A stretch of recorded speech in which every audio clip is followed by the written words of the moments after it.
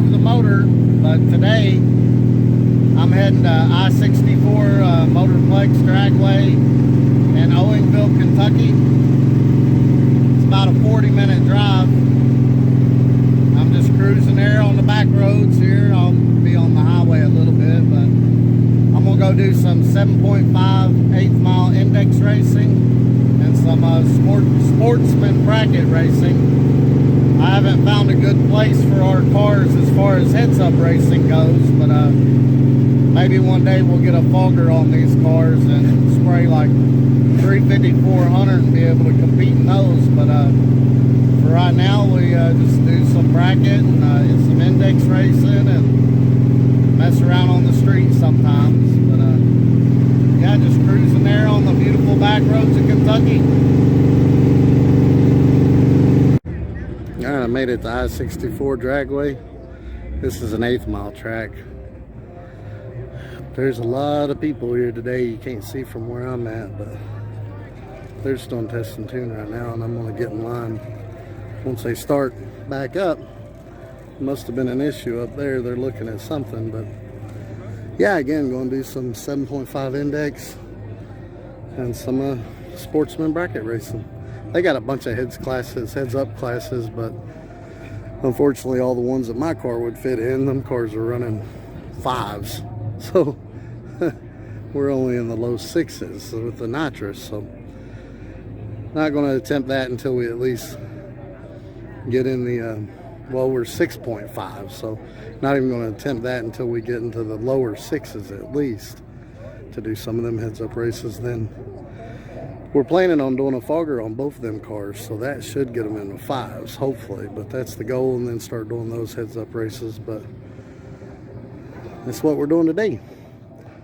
And we'll walk around here a little bit and show you some more of the cars. There's a ton of cars here. It's packed.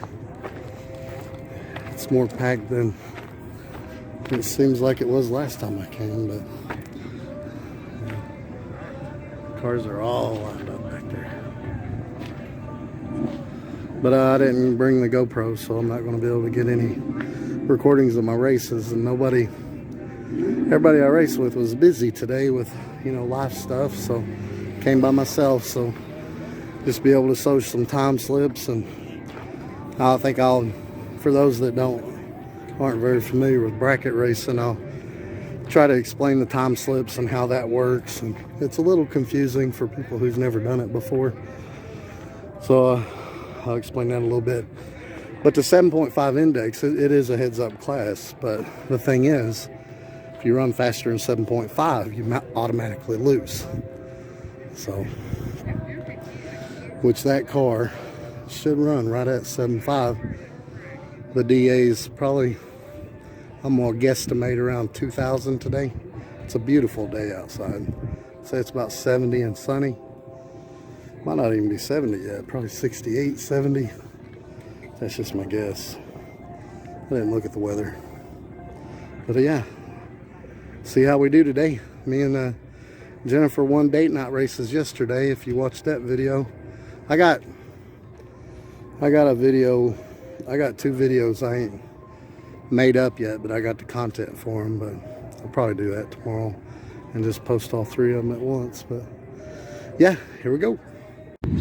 All right, so on the test run, it ran a 7.7, but the car, I drove here 40 minutes, and then the car got a little hot in the staging lanes for some reason. But the fans were working. It is gotten warmer. It's up to like 75 now, but still, it shouldn't have got up that high. But anyway, it stumbled coming off the line for some reason. But I don't know. We'll try it again in a little bit. Let it cool down a little bit. Ran a 7.7 in the 8th, first pass on motor here at I-64 Motorplex Dragway. All right, we made a second pass. I just got out of the driver's meeting. Actually, they're still doing the driver's meeting. There's all the people, but they already covered my stuff. Sorry, left. Some other people already left, but that's all the drivers. There's a ton of people. There's 11 people in the 7.5 index class. I didn't count.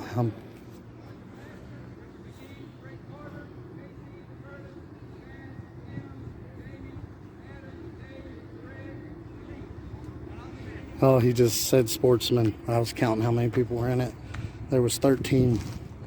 So 13 in Sportsman, 11 in 7.5 index. Those are your classes with the most people. But I did make another pass, and I figured out why it was wanting to overheat. And the staging lanes on the first pass, apparently, the power steering belt, we'd always wondered why that power steering belt hadn't jumped off before, because it's crooked. It was crooked. So apparently it kicked off on me and was, I don't know, causing problems with the water pump spinning. So it finally let go and took both belts with it. Now, and that was during the burnout. I was wondering why my power steering wasn't working when I got to the staging lines. But yeah, it nicked that one really bad, so that one's not usable. The other one, it's a little worn, a little burn around the edges, but it still looks good enough to use. So I just put, both of them belts are the same size just about, so I put that back on, alternator only. But when we made that pass, it ran its fastest eighth ever, 7.39. And it's hot today. It's hot and humid today, so the DA's got to be up there. So I got to check the DA. Hopefully that belt don't fail on me, because if it does, I'm going to be stranded. I'm going to have to call someone to come get me or bring me a belt, one or the two. But we're going to send it anyway. But yeah, good turnout here, and I'll let y'all know how I did. And yeah, let's look at some time slips real quick. But it's kind of cool. Some of the guys I watch on YouTube are here. There's Avery from Boosted Boys and his Mustang. He's here. That's kind of cool, because I watch them guys on YouTube. But they're running a mean street class. Alright, so let's see. This one was the 7.7 class. 7.7 pass. Terrible 60. The car was hot. At the end of that one run, when it slung the belt, it got up to 240, 250. Didn't hurt anything though. Car's still running good. Then here's the next pass. I'm in the right lane. 7.39, 1.67, 60. Those are just practice runs. It's a pro tree, and I'll be honest with you, I'm not used to a pro tree. And or I'm just slow in my old age. But I had a terrible reaction time. Even in the, I think this tree's a little bit different than the one in Clay City, because I don't know, I thought I hit the tree good, but it was a 0.1. It was like a, I don't know, you saw the time slip there on the second pass, the 7.39 pass, but I don't know. But yeah, hopefully we don't lose that belt, because I'll be screwed if we do. And hopefully we can do good today. We'll try it out. Alright, this is the 7.5 class. There's 11 cars. Believe it or not, 4 of them are second gens. You don't see many second gens anymore when you come to the racetrack, or I don't. But there's 4 of them, and they're all parked right in a row. 2 Camaros and 2 Trans Ams. And I got the Trans Am up there. So it's Trans Am on Trans Am. That's an LS swap Trans Am with a 4L80. Alright, see what happens. I'm probably going to break out. The car's running faster than I thought it would.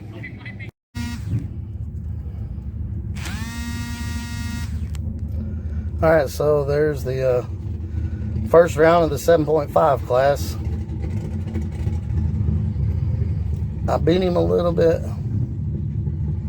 I can't tell if that's a 2.5 or, I don't know, either way. I just got out in front of him and stayed out in front of him and beat him. He only ran a 7.75 to my 7.56, so he was 0.25 over the 7.50, so I had a lot of wiggle room there.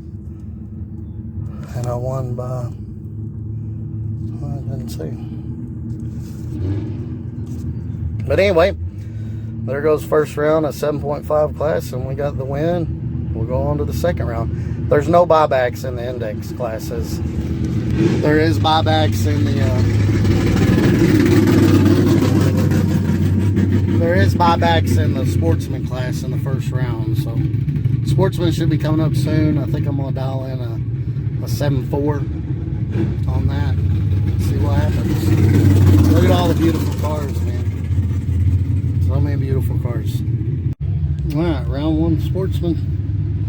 I got this beautiful Nova over here before a big block Chevy. Down in 688. See what happens. Well, I won the Sportsman race too. I dialed in a 7.4 and I ran a 7.4. I can't hardly tell what that says.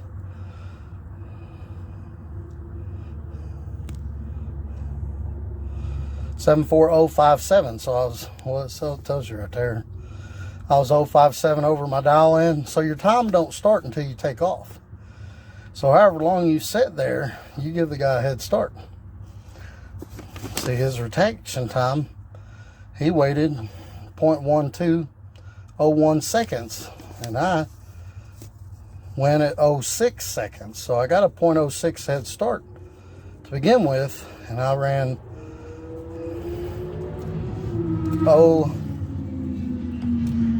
0057 over, which is really good. And he ran 0.1 over, so I beat him on ET and I beat him on the tree. So, but the bad thing is I just slung a belt again. I don't think I got that belt on there tight enough because I didn't have a pry bar.